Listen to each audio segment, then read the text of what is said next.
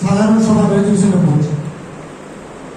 আদ্যকালে আলোচনা সভায় সভাপতি আসন করেন এলপিএসএস এর অবয়ব সমানে প্রদীপ চ্যাটার্জি মহাশয়।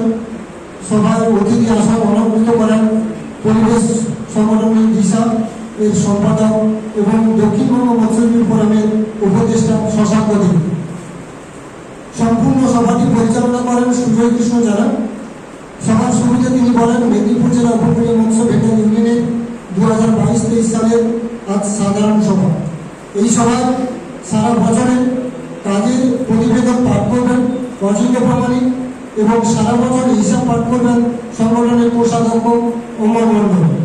এছাড়াও বিভিন্ন ব্লক থেকে ব্লক সংগঠকরা ব্লকগুলির প্রতিবেদন পাঠ করবেন।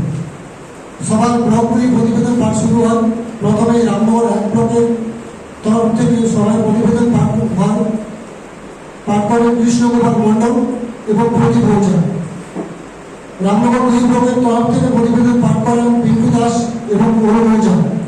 কাঁথি 1 নম্বর ব্লক থেকে প্রতিবেদন পাঠ করেন জয়ানন্দ বল এবং অমর মণ্ডল। দেশপ্রাণ ব্লক প্রতিবেদন পাঠ করেন দীপক বল এবং ঝাড়েশ্বর বল। কাঁথি 3 নম্বর ব্লকের প্রতিবেদন পাঠ করেন সুমা বল। এগরা 2 এবং এগরা 1 যোগ এর পৌরসভায় প্রতিবেদন পাঠ করেন দেবব্রত মা। খেজুরি 2 ব্লকের প্রতিবেদন পাঠ করেন তাপস দাস। নন্দীগ্রাম পক্ষ থেকে প্রতিবেদন পাঠ করেন শ্রীমন্ত বল।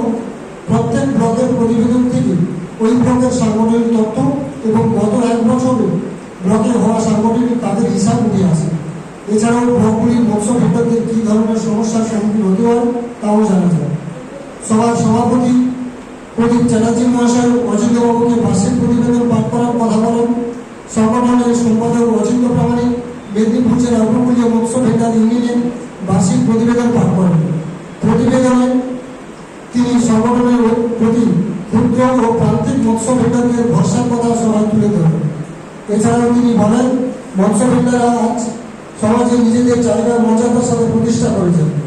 প্রতিবেদনে সুজয়বাবু সারা বছর জুড়ে সংগঠন কী কী কাজ মৎস্য ভেটারদের জন্য